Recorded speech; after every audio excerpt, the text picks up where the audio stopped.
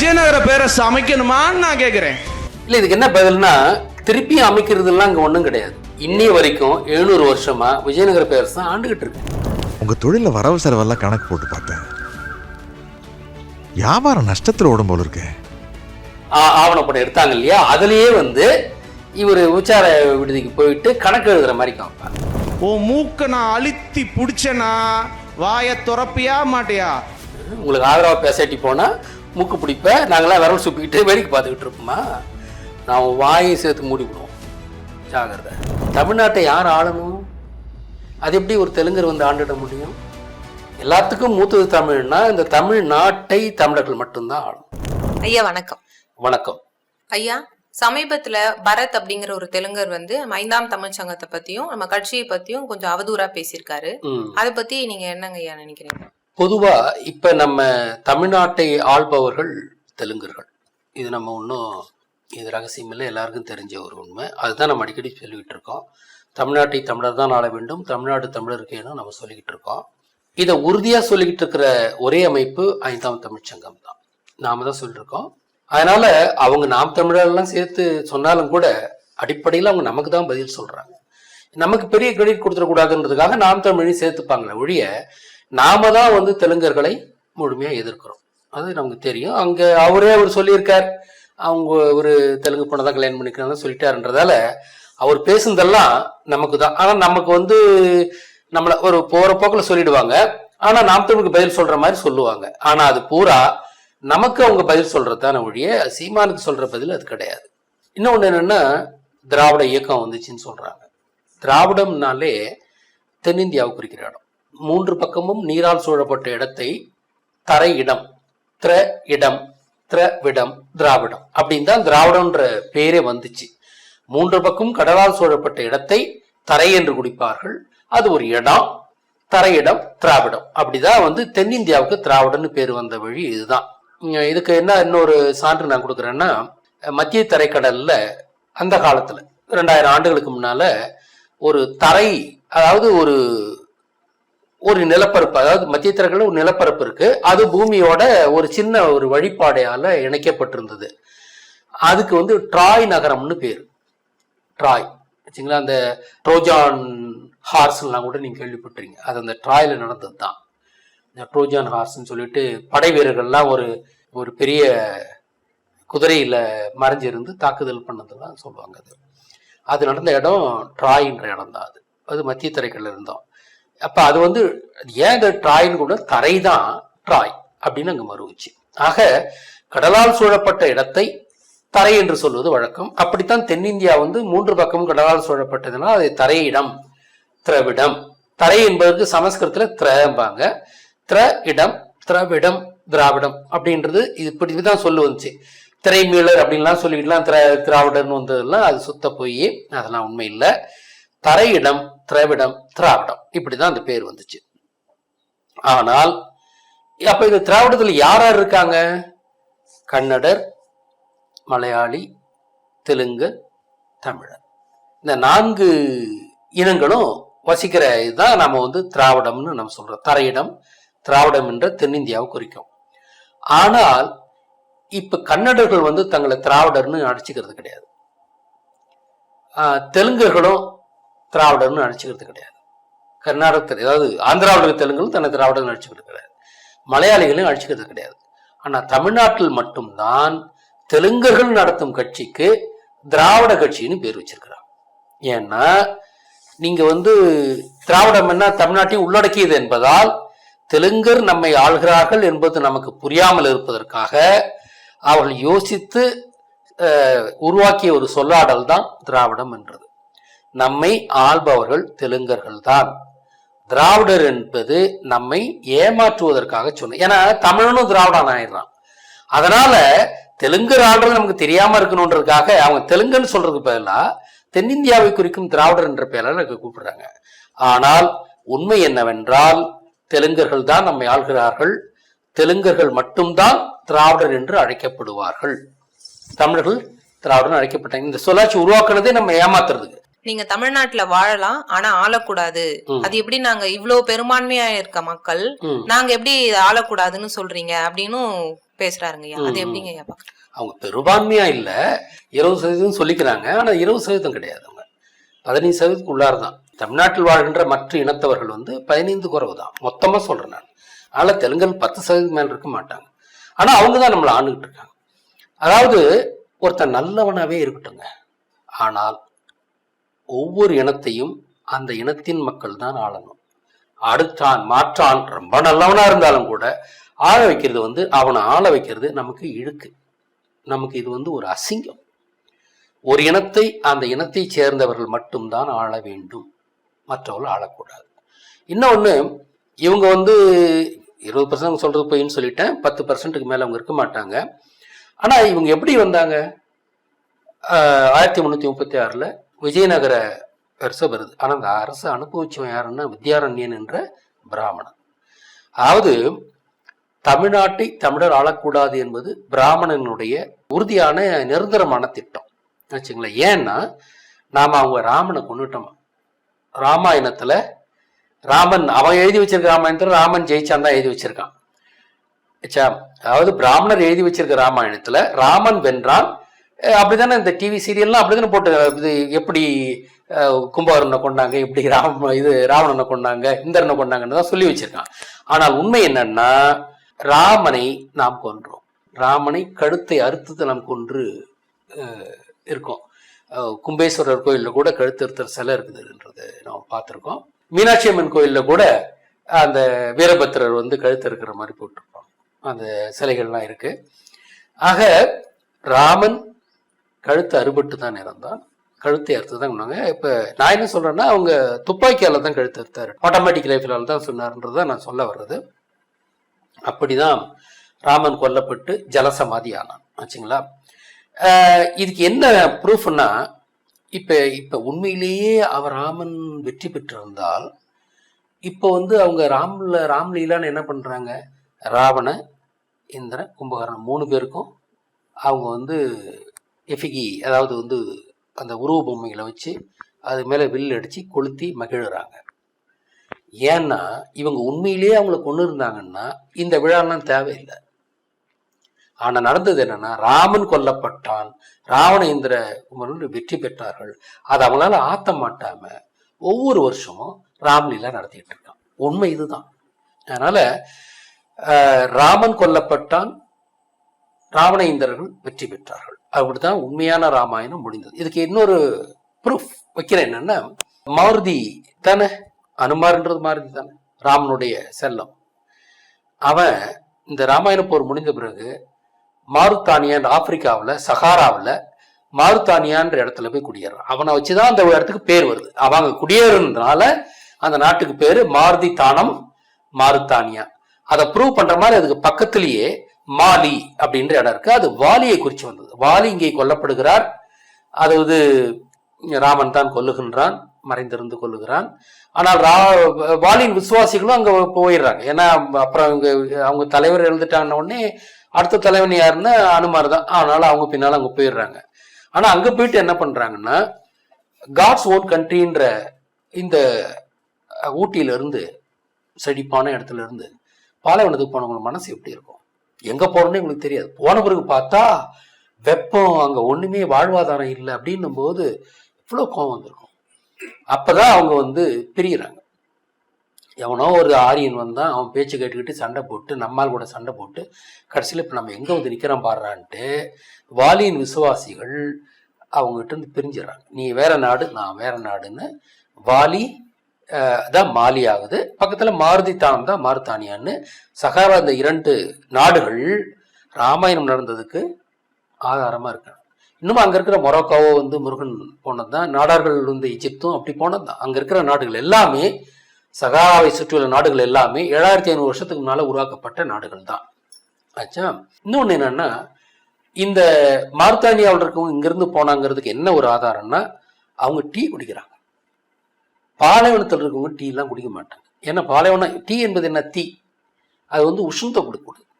ஏன் ஊட்டியில் அது இருக்குன்னா, அது தாவரம் இருக்குன்னா, அங்கே அதை அவங்க டீ போட்டு குடிச்சாங்கன்னா உடல் உஷ்ணம் வரும், அந்த குளிர் தாங்கிறதுக்கு தான் அது. அப்படி இருக்கும்போது பாலைவனத்துல போய் அவங்க டீ குடிக்கிறாங்கன்னு ஏன் குடிக்கிறாங்க? அவங்க இயல்பா அது குடிக்க முடியாது. ஆனா ஆண்டாண்டு காலமா டீ குடிச்சு பழகினவங்களுக்கு அங்கே போய் டீ குடிக்காம இருக்க முடியல. அதனால அவங்க என்ன பண்றாங்கன்னா புதினா மின்ட் என்று சொல்லப்படுகிற புதினாவை சேர்த்துக்கிட்டு குடிக்கிறாங்க. ஏன் அது கொஞ்சம் குளிர்ச்சியை கொடுக்குன்றாங்க. அப்போ இன்னை வரைக்கும் அவங்க டீ குடிக்கிறாங்கன்றதே அது வந்து இவங்க இங்கேருந்து போனாங்கன்றதுக்கான ஒரு ப்ரூஃப். இப்போ அனுமார் நீங்கள் பார்த்துருப்பீங்க, ஒரு மலையை தூக்கிட்டு போகிற மாதிரி இருப்பார். அவர் வந்து பச்சை நிறத்தில் இருப்பார், மலையை தூக்கிட்டு போகிற மாதிரி இருப்பார். அது எது குறிக்குதுன்னா ஏபிடி பார்சல் சர்வீஸ்லாம் இருக்கும். அதாவது இந்த மலை மக்களை சகாராவுக்கு கூட்டு போகும்போது அவர் பச்சையான மலை மிகில் போனதால அவர் பச்சையா தீட்டுறாங்க. ஆனால் அனுமாரை வந்து செந்தூரமா தீட்டுறாங்களா இல்லையா? செந்தூரமாவும் தீட்டுறாங்க. அது என்னன்னா அங்க அவன் போன பிறகு சகாராவினுடைய பாலைவனம் செந்தூர வண்ணம் கொண்டது.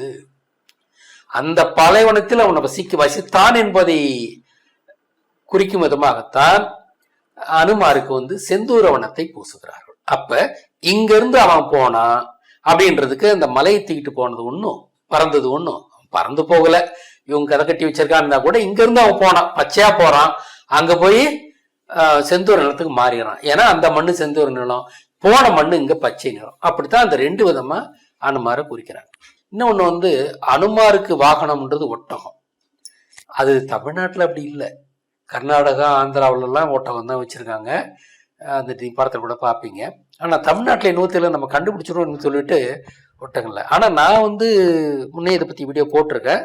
நான் ஒரு தடவை என்னுடைய அசிஸ்டண்ட் வந்து நாங்கள் எஸ்ஆர்எம் பல்கலை தாண்டி நம்ம ஊர் பக்கம் வந்துட்டு ஒரு பக்கம் நோக்கி வரும்போது அங்கே வந்து ஒரு அனுமார் கோயில் ஒன்று இருந்து, அந்த கோயிலில் இருந்த ஒரு பூசாரி, ஒரு பிராமண பூசாரி 2 ஒட்டகத்தை வளர்த்தாருன்னு சொன்னாங்க.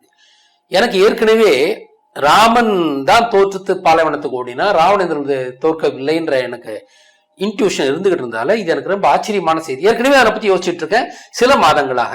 அப்போதான் இது எனக்கு வருது. அப்போ எனக்கு ரொம்ப உடனே வந்து நான் நெட்ல தேடி வீட்டுக்கு வந்த உடனே கார்ல வந்து இறங்கின உடனே நேரா வந்து கம்ப்யூட்டர் ஆன் பண்ணி is camel a mount of Hanuman அப்படின்னு நான் போட்டா அப்படியே அந்த காட்சி வருது வச்சுங்களா. அனுமாரும் அவருடைய மனைவியும், அவர் பிரம்மச்சாரிலாம் கிடையாது, கல்யாணம் ஆகிற வரைக்கும் அவர் பிரம்மச்சாரி, அதுக்கப்புறம் கிரகஸ்தர் தான் அவரு. அங்க போய் கல்யாணம் பண்ணிக்கிட்டு அவருக்கு வந்து மகரத்வஜான்ற ஒரு பையன் இருந்தான்றதும் அவங்களே சொல்லிட்டாங்க. அவனுக்கு குழந்தை இருந்தது, அதான் உண்மை. கல்யாணம் ஆகிற வரைக்கும் ஒரு பிரம்மச்சாரி, அவ்வளவுதான், வேற ஒன்றும் கிடையாது.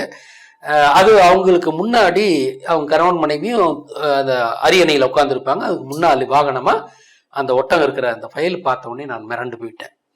அப்ப இவங்க வந்து ராமன் தோற்றான், ராமனுடைய ஆட்கள் எல்லாம் பாலைவனத்துக்கு ஓடிவிட்டார். ஏன்னா தோற்றுட்டா போற இடம் பாலைவனம் தான்.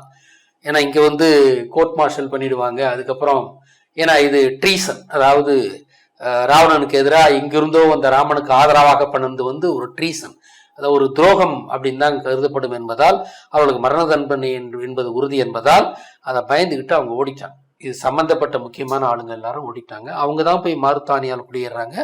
அவங்களோட போன மாலியின் விசுவாசிகளுக்கு சண்டை வந்ததால அங்க 2 தேசங்கள் உருவாகின்றன, மாலி மாலி மாரித்தானியான்னு. அவங்க அப்புறம் டீ குடிக்கிறது இன்னொரு ப்ரூஃப், இங்க இருந்து போனதால தான் அவங்க டீ குடிக்கிறது விட முடியாமல் குடிச்சிட்டு இருக்காங்கன்னு நம்ம சொல்லிட்டோம். அதாவது இங்க இருந்த அந்த மலை மக்கள், ராமனினுடைய ஆதரவாளர்கள், அவங்க மாரித்தானியாவில் போய் குடியேறாங்க. அது வந்து 7500 வருஷத்துக்கு முன்ன. அதன் பிறகு இது யூதர்கள் கானான் தேசத்தை வந்து அடைகிறார்கள். அதுக்கப்புறம் ஈஜிப்துக்கு போறாங்க. ஈஜிப்துக்கு போயிட்டு 18th டைனாஸ்டியிலிருந்து யூத டைனாஸ்டி அது மாறிடுது. அதாவது மோசஸை ஒரு பேழையில வச்சு ஆத்து வழியா விட்டு அந்த ராஜாவை தத்தெடுக்க வச்சு, இதெல்லாம் திட்டமிட்ட சதி, இதெல்லாம் இதாக நடக்கல. அந்த ராஜாங்கத்தை கைப்பற்றுவதற்கு கத்தியின்றி ரத்தமின்றி ஒரு ராஜாங்கத்தை கைப்பற்றுறது எப்படி? என்னுடைய தேரி என்னன்னா, ஈஜிப்து ராணிக்கு கருத்தரிக்காத அளவுக்கு அங்கிருந்த பணியாளர்கள், யூத பணியாளர்கள் செய்து அவருக்கு கருத்தரிக்காம பார்த்துக்கிட்டு, அதே சமயத்துல பிள்ளை இல்லைன்ற ஒரு சோகத்தை அந்த அம்மாவுக்கு உருவாக்கி, இங்க ஒரு பிள்ளை இருக்கு இது எடுத்து வழங்கன்னு அப்படி கொண்டு வந்ததுதான் மோசஸ். இது திட்டமிட்ட சதி, ஒரு அரசாங்கத்தையே கைப்பற்றுவது, தனக்குன்னு ஒரு அரசாங்கத்தை கைப்பற்றுகின்ற ஒரு சதி தான். அப்படித்தான் அது நடந்தது. ஆக மோசஸ் கதை சொன்ன மோசஸ்க்கு பிறகு பிற்காலத்துல ஈஜிப்து ஆண்டவன் தான் சாணக்கியன்.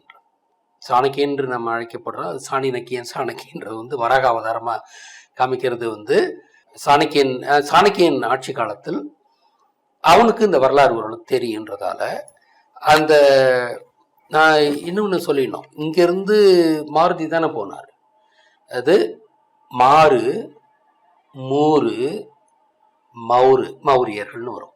இப்போ இங்கிருந்து போன மாருதிகள் தான் இதுல மாருத்தானியால மூர்கள் என்று அழைக்கப்பட்டார்கள். மாலி மாருத்தானியாவில் அவங்க மூர்கள் என்று அழைக்கப்பட்டார்கள். அந்த மூர்களைத்தான் சாணக்கியன் அழைத்து வந்து டெல்லி அரசாங்கத்தை அவங்க கைப்பற்றாங்க. அது வந்து நந்த வம்சத்தை முறித்தவர்கள். இப்ப இந்த மௌரியர்கள் தான். இப்ப அதை நடத்தி காட்டினவன் யாரு? சாணக்கியன். லயன்ஸ் கிங் படத்துல வந்தது, ஒரு பன்றியோட சிங்கத்தை கூட்டு வரும், பன்றி தான் கூட்டு வரும். இது அப்படியே வரலாறு சொல்றது. அந்த பன்றின்றது யாருன்னா இந்த சாணக்கியனை குறிக்கும் ஆச்சுங்களா. அந்த சிங்கம்ன்றது மௌரியரை குறிக்குதுங்க. அது பிராமணர் குறிக்கணும், ஆனா இங்க வந்து அந்த மௌரியரை குறிக்கணும். ஏன்னா அவங்களுக்கு தானே ஆளா இருந்தா, அதனால மௌரியரை குறிக்கணும். சிங்கிறது மாதிரி லைன் கிங் படத்துல வந்ததே இந்த வரலாறு தான் சொல்றாங்க அவங்க. இப்ப அவன் தான் கூட்டு வரான். இங்கிருந்து ராமாயண போரின் போது வெளியேறிய அந்த மாருதியின் மக்கள், மாறு மூறு அந்த மக்கள் சாணக்கியன் காலத்தில் அங்கே இருந்து, சாணக்கியன் வந்து எகிப்துல இருந்தவன் தான், அவன் அங்கிருந்தா இங்க வர்றான். அவன் வந்து இந்த மக்களுடைய பூர்வீகத்தை தெரிந்து கொண்டு திருப்பியும் இந்திய அரசாங்கத்தை கட்டுப்படுத்த வேண்டும் என்ற நோக்கத்தில் அவர்களை அழைத்து கொண்டு, அந்த மூர்களை அழைத்து கொண்டு டெல்லி ஆட்சியை அவன் கைப்பற்றுகிறான். அவன் யார்கிட்ட கைப்பற்றான்? நந்தர்கள் இருந்து கைப்பற்றான் ஆச்சுங்களா. அப்ப வந்து அந்த மூர்கள் தான் மௌரியர் என்று அழைக்கப்பட்டனர். புத்தம் பௌத்தம் மூறு மௌர். அப்ப அந்த மூர்கள் தான் மௌரிய பேரரசுன்றது அதுதான் ஆச்சுங்களா. அவங்க தெரியும், அந்த லீனேஜ் எல்லாம் அவங்களுக்கு தெரியும். அந்த வம்சாவளியில வந்தவர் தான் என்.டி. ராமாராவ்ன்ற தெலுங்கை தேசத்தினுடைய சீஃப் மினிஸ்டரா இருந்தவர். அது நந்தமுரி டி ராமாராவ். அவர் பேரே பார்த்தீங்கன்னா நந்தமுரி டி ராமாராவ். அவர் அந்த மௌரிய வம்சத்தை சேர்ந்தவர் தான். நந்த வம்சத்தை முறித்தவர்கள், அதான் அதுக்கு டைட்டில். இது ப்ரூஃப். அப்ப இவர் இந்த தெலுங்கா, அவங்க மௌரியர் தான் தெலுங்கர்களாக மாறியிருக்காருன்றதுக்கு இது ஒரு ப்ரூஃப். இப்ப அந்த விதத்துலதான் மீண்டும் இங்கே வந்து அதே தெலுங்கர்களை வைத்து நம்மை அரசால வைக்கிறான் பிராமணன். பொதுவாக பிராமணனுக்கு தமிழர் பிடிக்காது. ஏன்னா அதுக்கு பல காரணங்கள் இருக்கலாம். அது உலகத்தில் அவனை பொறுத்தவரை 2 இனங்கள் தான் இருக்கிற, ஒன்று யூதன், ஒன்று தமிழன். யூதர் அல்லாத அத்தனை பேரையும் அவன் தமிழாக கருதுறான். நீங்க வெள்ளக்காரனா இருந்தாலும் சரி அவன் தமிழன் தான், அப்படித்தான் யூதனை பொறுத்தவரை நினைக்கிறான். நாம தான் மெயின், நம்முடைய அடுத்த இதுதான். அதுவும் உண்மைதான் அது வச்சுங்களா. அப்ப இந்த 2 இனம்ன்றான். அப்ப நம்ம மேல அவனுக்கு வந்து ஆத்திரம் இருக்கு, நாம வந்து விளங்கக்கூடாதுன்ட்டு. அதனால தமிழ்நாட்டை தமிழர்கள் ஆளக்கூடாது. அது நிரந்தரமான ஒரு உறுதியான நிரந்தரமான ஒரு தீர்வா அவன் வச்சிருக்கான். யாரு? பிராமணன் வச்சிருக்கான். அதனாலதான் இப்ப தொடர்ந்து வந்து இப்ப அப்ப வந்து மூர்னு அந்த மௌரியர் கொண்டு வந்தது, அவங்கள திருப்பி கொண்டு வந்து இங்க தெலுங்கர்கள்ன்றது தான் நம்ம ப்ரூவ் பண்ணிட்டோம். அவங்களுக்கு வந்து நாயுடுன்றது பேர் கூட தமிழர்கள் மீது நாய்களாக ஏவி விடப்பட்டவர்கள். அவன் ஆளுங்களே எப்படி இழிவுபடுத்துறான் பாருங்க. அவனுக்கு துணை போனவங்க தான் இவங்க, ஆனா அவளை எப்படி இங்க வச்சு பாக்குறான்? நாய் வீடு. தமிழர்கள் மீது நாய்களாக ஏவி விடப்பட்டவர்கள் தான் நாயுடுகள். இதுக்கு இன்னொன்னு என்னன்னா, இவனுக்கு இப்ப நாயர் சமூகம் உங்களுக்கு தெரியும். நாயர் சமூகத்தை வந்து கெடுத்தவன் இவனு தான். அவங்க அந்த வீட்டுல போவாங்க, அப்படியே இவனுக்கு அந்த வீட்டுகளில் முழு உரிமை இருக்கும். அந்த மக்களுக்கும், அந்த மலைவாழ் மக்களுக்கும் பிராமணனுக்கும் இணைந்து உருவான ஒரு குடி தான் நாயர் குடி. ஆனா அவங்களை எப்படி இவன் கூப்பிடுறான்? நாயன்னு கூப்பிடுறான். நாயர், அதுல கொஞ்சம் மரியாதையா நாயன் நாயர். இங்க வந்து நாயுடு. அப்ப அவங்களுக்கு துணை போனவங்களையே அவன் இடிவா தான் நடத்துறான். அது அவங்களுடைய இயல்பு. யாரையும் மதிக்க மாட்டாங்க.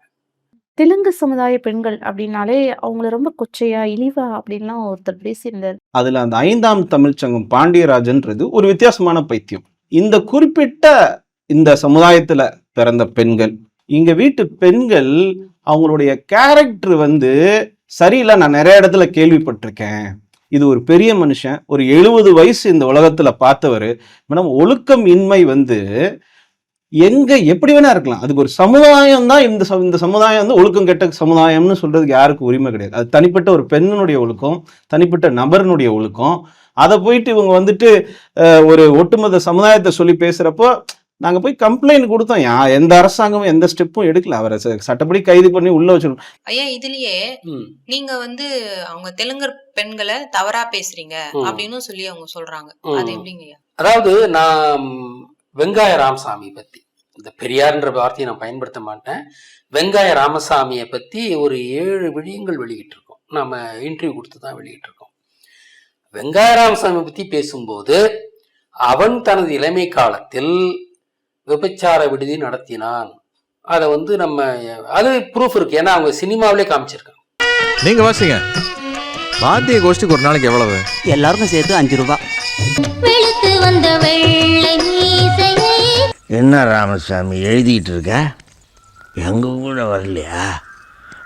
நீ வாக்குன்னு நம்ம போலாம். ஏங்க சந்தோஷமா இருக்க வந்துட்டு ஏன் இப்படி தனியா உட்கார்ந்துருக்கீங்க? உங்க தொழில வரவு செலவெல்லாம் கணக்கு போட்டு பார்த்தேன். வியாபாரம் நஷ்டத்துல ஓடும் போல இருக்கே. ஆவணப்படம் எடுத்தாங்க இல்லையா, அதுலயே வந்து இவர் உச்சார விடுதிக்கு போயிட்டு கணக்கு எழுதுற மாதிரி காமிப்பாங்க. கல்லாப்பட்டியில உட்காந்து கணக்கு பார்ப்பாரு. கல்லாப்பட்டியில கணக்கு பார்க்கற யாரு? அந்த பிசினஸ் நடத்துறவன் தான். அதை மறைமுகமா சொல்லி அதை காமிச்சிருக்காங்க. அப்ப இவர் வந்து இளமை காலத்தில் விபச்சார விடுதி நடத்தினார் என்பது முற்று முழுதாக நிறுவப்பட்ட ஒரு விஷயம். அப்ப அவங்க பெண்கள் எப்படி பார்த்தாங்க? மட்டமா தான் பார்த்தாங்க. இன்னொன்னு, பெண்கள் இது தெலுங்கு பெண்கள் மத்தியில தான் பொட்டு கட்டி விடும் பழக்கம் இருந்தது. தெலுங்கு பெண்களை அவங்கள வந்து கோயிலுக்கு அது பொட்டு கட்டி விட்டுருவாங்க. அவங்களுக்கு சாமியே தாலி கட்டின மாதிரி கட்டிடுவாங்க. அது பொட்டு தாலின்ற ஒரு பேரு. சாமியே அவங்களுக்கு கல்யாணம் பண்ணிக்கிட்ட மாதிரி. ஆனா அவங்க என்னவா இருப்பாங்கன்னா விபச்சாரிகளை தான் இருப்பாங்க. இப்படி ஒரு வழக்கம். இதுவும் ஒரு எக்ஸ்பிளாய்டேஷன் தான். பிராமணன் தான் இந்த எக்ஸ்பிளாய்டேஷன் பண்ணியிருக்கான். ஆனா அது இவங்க வந்து அதெல்லாம் இவங்க கண்டுக்கிறது இல்லை. இப்ப அந்த மாதிரி இவங்களை வந்து விபச்சாரிகளாக தெலுங்கர்கள் பயன்படுத்தப்பட்டார்களா இல்லையா? அண்ணாதுரையே அந்த சமூகத்திலிருந்து வந்தவங்க தான். இன்னும் பல அரசியல்வாதிகளையும் அந்த சமூகத்திலிருந்து வந்தவங்க தான். இது வந்து நான் வெங்காய ராமசாமி பத்தி பேசின அந்த 7 விடயங்கள்ல ஒரு வரலாற்று ரீதியாக தான் இதை நான் குறிப்பிட்டேன். இது நடந்த நிகழ்ச்சி. ஏன்னா இவனே வந்து விபச்சார விடுதி நடத்தினான்னும் போது இந்த மாதிரி ஒரு பழக்கமும் அந்த சமூகத்துல இருந்திருக்கு. நான் வந்து ஒரு இயல்பான ஒரு கருத்தை தான் சொன்னேன். நான் வந்து அவங்களை இழிவுபடுத்துற மாதிரிலாம் நான் சொல்ல, வரலாற்று ஆவணமா தான் அதை பதிவு பண்ண வழி இல்லை, வேற எதுவும் நான் செய்யல. ஆக அந்த பெண்களை ஒட்டுக்கட்டி விட்டு விபச்சாரத்து நடத்தினது உண்மையா இல்லை. இதை நான் ஏற்கனவே பதில் கொடுத்துட்டேன். திருப்பியும் அதை வந்து தூக்கிட்டு வந்து பேசுறாங்க. இதுக்கு முன்ன வந்து அவங்க கேட்டதுக்கே அந்த உஷாராணி அம்மாலாம் பேசுனதுக்கு அந்த நான் பதில கொடுத்துட்டேன். நான் இதே பதில தான் அப்பயும் சொல்லியிருக்கேன். நான் வந்து ஒரு வரலாற்றை பேசுற ஒழி யாரும் இடிவாலாம் பேசல. வரலாறு பேசப்பட வேண்டும். எனக்கு நடந்தது என்னெல்லாம் அப்படின்றதெல்லாம் எனக்கு தெரியும். என் நாட்டில் என்ன நடந்ததுன்றது எங்களுக்கு மக்களுக்கு தெரியணும். அதுதான் பேசுன ஒழிய யாரும் வரலாறு பேச. இப்ப நீங்களே தான் ஒத்துக்கிறீங்கல்ல, வெங்காய ராமசாமி விபச்சாரி விடுதி நடத்தினானா இல்லையா? அவனுக்கு எப்படி அந்த சிந்தனை வந்துடும்? அப்ப அந்த சமூகத்துல அப்படி ஒரு வழமை இருந்தா, நம்ம பொண்ணு கோயிலுக்கு பொட்டு கட்டி விடுற வழக்கம் இருந்தால்தானே இவனுக்கு அந்த மாதிரி நடத்தவும் போச்சு. இதுதான் நான் ஒட்டுமொத்தமா சொன்னேன். யாரையெல்லாம் இழிவுபடுத்தல, வரலாறு சொல்லப்பட வேண்டும், அதுதான் நான் சொல்லியிருக்கேன். ஏன்னா இந்த மாதிரி கல்ச்சர் வந்து தமிழ்நாட்டுக்கு எடுத்துக்கூடாது பாருங்க, அதுக்கு தான் நம்ம பேசுறது. இந்த பொட்டு கட்டி விடுற பழக்கத்தை வந்து முடிவு கொண்டு வந்ததே முத்துலட்சுமி ரெட்டி அப்படின்ற ஒரு லேடி தான் இதை வந்து முடிவு கொண்டு வராங்க. அவங்க வந்து சட்டசபையில இதற்கென்று தேவதாசி முறை ஒழிப்புன்ற ஒரு சட்டத்தை ஏற்படுத்தி அதன் மூலமாக தான் அதை ஒழிக்கிறாங்க. அது சமீபத்தில் கருணாநிதி ஆட்சி காலத்தில் தான் நடந்தது, முதல் ஆட்சி காலத்தில் தான் நடந்தது. அதனால இது வந்து நான் வரலாறு தான் பேசுறேன், யாரையும் இடிவாரெல்லாம் பேசல. என்ன ஒரு பெரிய ஜோக் பாருங்க, தனது இளம் வயதில் பெண்களை வைத்து விபச்சார விடுதி நடத்தியவன் பெண் உரிமை பேசினான். இது ஏன்னா அவன் பேசலிங்க, அவனை பேச விட்டது பிராமணன். Joke, this is called joke. அதாவது விபச்சார விடுதி நடத்தின வச்சுக்கிட்டு பெண் உரிமை பேச வைக்கணும். இது பிராமண ஆடுற விளையாட்டு. அதாவது மூதறிஞர் ராஜாஜி அவர் காதல ஓதி இந்த மாதிரி செய்டா அப்படின்னு சொல்லி தான் செஞ்சது. இவன் செஞ்சது பூரா அந்த ஆள் சொல்லி தான் செஞ்சான். மணியம்மையை கல்யாணம் பண்றது போக கூட ஒரு ரயிலில் போயிட்டு இருந்தப்ப இவர் வெங்காயம் போய் அவரை சந்திச்சுட்டு வந்து சில மணி நேரம் சந்திச்சுட்டு வந்துட்டு தான் மணியம்மையை கல்யாணம் பண்ணுறாரு. இதெல்லாம் நான் முன்னாடியே சொல்லியிருக்கேன். வளர்த்த மகளை கல்யாணம் பண்ணுறதுலாம் அது ஒரு மாதிரியான ஒரு சடங்கு செஞ்சுருக்காங்க. வளர்த்த மகள் கல்யாணம் தான் சிலது அவங்க அதை மேப்பிங் பண்ணுற மாதிரி ஆச்சுங்களா. அது அது திட்டமிட்டு செஞ்ச ஒரு சடங்கு. வளர்த்த மழையிலே திருமணம் செய்யறதுனால ஒரு சடங்கு அதை நடத்திருக்காங்க. இந்த பிராமணன் நடத்துகிற சடங்கு தான். கல்யாணம் பண்ணாலும் இவர் தான். ஆனால் பண்ண சொல்லி அதை வழி நடத்துனது யாருன்னா குல்லுகப்பட்டர் ராஜாஜி தான். ஐயா அதுலயே அவர் நாங்க வாள் எடுக்கட்டுமா, விஜயநகர பேரரசு நாங்க வாள் எடுத்த நாங்க திருப்பி விஜயநகர பேரரசு அமைக்கணுமா அப்படின்னு கேக்குறாருங்க. வாள் தான் நாங்க விஜயநகர பேரரசு திரும்ப விஜயநகர பேரரசு அமைக்கணுமான்னு நான் கேக்குறேன். இல்ல இதுக்கு என்ன பதில்னா, திருப்பி அமைக்கிறதுலாம் அங்க ஒண்ணும் கிடையாது. இன்னைய வரைக்கும் 700 வருஷமா விஜயநகர பேரரசு தான் ஆண்டுகிட்டு இருக்கு. இன்னைக்கு நம்ம ஆடுற ஸ்டாலின் யாரு? தெலுங்கர் தானே. 700 வருஷமா தமிழ்நாட்டை விஜயநகர பேரரசனுடைய அவங்க வம்சாவளிகள் தான் ஆண்டுகிட்டு இருக்கிறாங்க. புதுசா நீ ஆள வேண்டியது இல்லை. இப்ப நாங்க தான் அதுக்கு ஆக்ஷன் எடுக்கணும். உங்க ஆட்சியை முடிவு பண்ணிட்டு தமிழர்களாகிய நாங்கள் ஆட்சியை பிடிக்கணும். விஜயநகர பேரரசன் தம்பி, பரத் தம்பி, இன்னைய வரைக்கும் நீங்க தான் எங்களை ஆண்டுகிட்டு இருக்கிறீங்க. ஆச்சா, என்ன ஒன்றும் வளர்றீங்க, நீங்க என்ன பேசணும்னு தெரியாம பேசிட்டு இருக்கீங்க. இன்னைய வரைக்கும் நீங்க தானே ஆட்சி பண்ணிட்டு இருக்கீங்க. விஜயநகர பேரரசனுடைய அவங்களுடைய வம்சாவளியில் தானே இவரு ஸ்டாலின், அவர் தானே ஆண்டுகிட்டு இருக்காங்க. முன்ன கருணாநிதி ஆண்டாரு, இப்ப ஸ்டாலின், அடுத்தது உதயநிதி அதை ஆள போறாரு, அதுக்கப்புறம் இன்பநிதி அதை ஆள போறாருன்னு அப்படி போயிட்டு இருக்கு. ஆச்சா, மக்களாட்சியில மன்னராட்சியா நடந்துகிட்டு இருக்குதுங்க. அதனால நீங்க தான் இன்னைய வரைக்கும் ஆண்டுகிட்டு இருக்கீங்க. இதை மாத்தணும்னு தான் நாங்க கிளம்புறோம். மாத்துவோம். இவரு 700 வருஷமா நம்மளை ஆண்ட தெலுங்கர்களை பத்தி இவர் பேசுறாரு. ஆனா நாம யாருன்னு இவருக்கு தெரியுமா? சேர பாண்டிய சோழர்கள் ஆண்ட நாடு தான் தமிழ்நாடு. அதை வரிசைப்படி பார்த்தா முதல் சேரன் சிவன் 20,000 வருஷத்துக்கு முன்னால இருந்து அவர் ஆட்சி பண்ணார். 10 அதாவது சேரர்கள் ஆட்சி தான் இருந்தது. அதுக்கப்புறம் முருகன் தான் முதல் பாண்டியன். 10,000 ஆண்டுகள் அன்னையிலிருந்து இப்போ வரைக்குமே பாண்டியர்கள் பற்றி பேசுகிறோம். பாண்டியர்கள் ஆட்சி இருந்தது. சோழர்கள் ஆட்சி 4000 வருஷத்துல இருந்து. விஷ்ணு தான் முதல் சோழன். அதுக்கப்புறம் 4000 வருஷம் இவ்வளோ இருந்திருக்கு எங்களுக்கு. ஆச்சுங்களா. இவர் என்னமோ 700 வருஷத்தை பற்றி பேசிட்டு இருக்காரு. உலகத்தின் மூத்த குடி தமிழ் குடி தான். இவரே சொல்லிட்டாரு, தமிழ்ல இருந்து தான் வந்துச்சு தெலுங்கு, தமிழ்ல இருந்து தாண்டா தெலுங்கு வந்துச்சு அப்படின்னு. அப்படித்தான் உங்களால பேச முடியும். அப்படின்ற போது தமிழ்நாட்டை யார் ஆளணும்? அது எப்படி ஒரு தெலுங்கர் ஆண்டுட முடியும்? எல்லாத்துக்கும் மூத்தது தமிழ்னா இந்த தமிழ்நாட்டை தமிழர்கள் மட்டும்தான் ஆளும். ஒரு தேசத்தை மாற்றான் ஆழ்வது அந்த தேசத்துக்கு இழுக்கு. அவன் நல்லவனா இருந்தா கூட, ஆட்சியாளன் மிக நல்லவனாக உத்தவனாக இருந்தாலும் கூட, மாற்றான் ஒரு வேற்றின ஒருவன் இன்னொரு இனத்தை ஆள்வது என்பது அந்த இனத்திற்கு ஒரு இழுக்கு. அது நடக்கவே நடக்கூடாது. ஆச்சுங்களா. மாற்றம் ஆளும்போது என்ன பண்ணுவாங்கன்னா, ரகசியமா எவ்வளவோ இருக்கு, ராஜ ரகசியங்கள் இருக்கு, எவ்வளவோ இருக்கு, அவங்களதான் வளப்படுத்திப்பாங்க. அப்படிதான் நீங்க நடந்துகிட்டு இருக்கு. தெலுங்குன்றத இதை விட்டுட்டு திராவிடன்ற அடையாளத்தில் இருக்கிறாங்க. திராவிடன்னா தமிழ்லையும் சேர்த்து குறிக்கிற ஒரு இதா கொண்டு வந்தது. ஆனால் இப்ப என்னன்னா, திராவிடன் என்றால் தெலுங்கன் தான். அப்ப நீங்க திராவிட ஆட்சி நடக்கலன்னு சொல்லாதீங்க, தெலுங்கரின் ஆட்சி நடக்கிறது. இதுல இருந்து நாம் விடுபட வேண்டும். தமிழ்களே விழித்தெழுங்கள் அப்படின்றதான் நாம் பேச வேண்டியது. சமீபத்தில் மார்வாடிகளை வெளியேற்றணும்னு ஆந்திராவில் ஒரு பிரச்சனை தெரியும் நினைக்கிறேன் இல்லைங்களா. மார்வாடிகள் நிறைய இவங்க பிஸ்னஸ் எல்லாம் அவங்க பாதிக்கிறாங்கன்னு சொல்லிட்டு மார்வாடிகள் ஆந்திரா விட்டு வெளியேற போகணும்னு அவங்க சொன்னாங்க இல்லையா. அதே தான் நாங்களும் சொல்கிறோம். நீங்கள் எங்களை பிஸ்னஸை பிடிச்சிருக்கான் அவங்ககிட்ட. தெலுங்கானாவையும் ஆந்திராவையும் ஆள்றது தெலுங்கர்கள் தான். அவங்களுக்கு 2 ஸ்டேட் இருக்குது தெலுங்கர்களுக்கு. தமிழ்நாடு தமிழ் இருக்கிற ஒரே ஒரு ஸ்டேட்டு. அங்கே கூட நீங்கள் தான் ஆட்சி பண்ணிட்டு இருக்கிறீங்க. இது எந்த விதத்தில் நியாயம்? இது எப்படி இப்படி நடக்குது? ஏன்னா இதுக்கு பிராமணன் தோண போகிறான். ஏன்னா தமிழ்நாட்டை தமிழ் ஆளக்கூடாதுன்றதை அவன் வச்சுக்கிட்டு அவனுடைய உதவியால் நீங்கள் எங்களை ஆண்டுகிட்டு இருக்கிறீங்க. ஆனால் நான் என்ன சொல்கிறேன், நீங்கள் விளங்கிங்கன்றோம். இதை புரிஞ்சுங்க. எங்கள் மனசில் எவ்வளோ வேகோலம் இருக்குன்னு தெரிஞ்சுங்க. நீங்கள் நாங்கள் சொந்த மண்ணிலே அடிமையாக வாழ்ந்துகிட்டு இருக்கோம். நீங்கள் பிராமணோட ஏஜென்ட்டாக எங்களை ஆண்டுகிட்டு இருக்கிறீங்க. அவனுடைய சூழ்ச்சியினுடைய விளைவு தான் நீங்கள். அதை புரிஞ்சுங்க. விலகிடுங்க. நாங்களும் எங்களுடைய வேலையை பார்ப்போம். எங்களுக்கு தமிழ்நாட்டில் தமிழாட்சி கொண்டு வரது தான் எங்களுடைய அடிப்படை. இது 5ஆம் தமிழ் சங்கம் அதற்காகத்தான் வேலை செய்கிறது. அதற்காகத்தான்.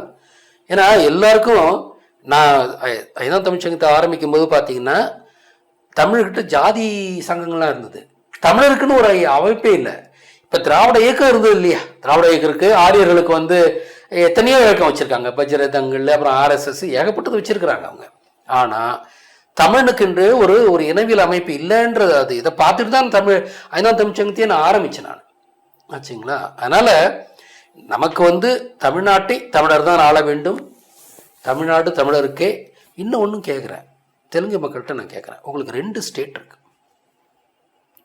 தமிழர் உலகின் மூத்த குடி, எங்களுக்கு ஒரே ஒரு ஸ்டேட்டு தான் இருக்கு, அதுலேயும் நீங்கள் வந்துட்டீங்க, அதையும் நீங்கள் ஆட்சி பண்ணிட்டு இருக்கீங்க.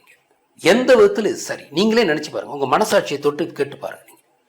அதனால் நான் என்ன சொல்கிறேன், நீங்கள் இங்கே இருக்கிறதால தானே உங்களை வச்சு ஆள வைக்கிறான் பிராமணனை பொறுத்த வரைக்கும் தமிழ்நாட்டை தமிழ் ஆளக்கூடாதியா? அப்போ இன்னொரு ஜாதி இருந்தால் தானே பண்ண முடியும். அதுக்குத்தான் வித்யாரண்யே உங்களை வச்சு எங்களை கொண்டு வந்தாங்க. தமிழ்நாட்டை பிராமணன் என்னைக்கே தமிழ்நாட்டை அடிமையாக இருக்கணுன்றான், உங்களை வச்சுக்கிட்டு தான் அந்த அடிமைத்தனத்தை பண்ணுறான். அப்போ உங்களுக்குமே அதில் ஒரு பங்கு இருக்குது. அதனால் உங்களுக்கு நியாயம் இருந்ததுன்னா தயவு செய்து வெளியேறி விடுங்கள். தமிழ்நாடு தமிழருக்கே, தெலுங்கர்கள் தமிழ்நாட்டை விட்டு வெளியேற வேண்டும் என்பதுதான் 5ஆம் தமிழ் சங்கத்தினுடைய அடிப்படை ஒரு வேண்டுகோள், ஆச்சுங்களா. வெளியேறி விடுங்கள்.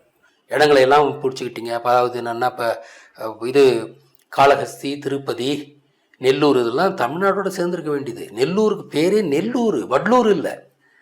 வட்லுன்றது தான் தெலுங்கு பேர், நெல்லுக்கு வட்லுன்னு பேர், அது வட்லூர் இல்லை, அது நெல்லூர். அப்போ அதெல்லாம் ஏதோ இங்கேருந்து இப்போ இந்த ஆள் சொல்கிறான், இங்கேருந்து எங்கே போனோமா, நம்ம வணிகம் பண்ண போனோமா, அங்கே தங்கிட்டோமா? அடே முண்டோம், இந்தியாவே ஒரு காலத்தில் தமிழ்நாடாக இருந்ததுரா. நீங்கள் தான் எங்களுடைய இது எல்லைகளை எல்லாம் நெருக்கிட்டீங்க, முடிஞ்ச வரைக்கும் குறைச்சிட்ருக்கீங்க. ஏன்னா அது பிராமணனுடைய ஏற்பாடு, அவனுக்கு கூட போயிட்டு இங்கே வந்துட்டீங்க. நெல்லூர்ன்ற பேரே அது தமிழ்நாட்டினுடைய ஒரு அங்கம். சித்தூர்ன்றது மட்டும் என்ன, தமிழ்நாடு தான். அங்கே திருப்பதி யார் கோயில்? அது எங்கள் கோயில், அது முருகன் கோயில். அதுதான் வந்து விஷ்ணு கோயிலாக மாற்றி வச்சு, அது விஷ்ணுன்னு பார்த்தாலும் அவன் தமிழன் தாயா. எல்லா கடவுளும் தமிழ் கடவுள் தான். 1ஆம் தமிழ் சங்கத்தை தாபித்த சிவனும் ஒரு தமிழன். 2ஆம் தமிழ் சங்கத்தை தாபித்த முருகன் 10,000 ஆண்டுகளுக்கு முன்பு தமிழன்.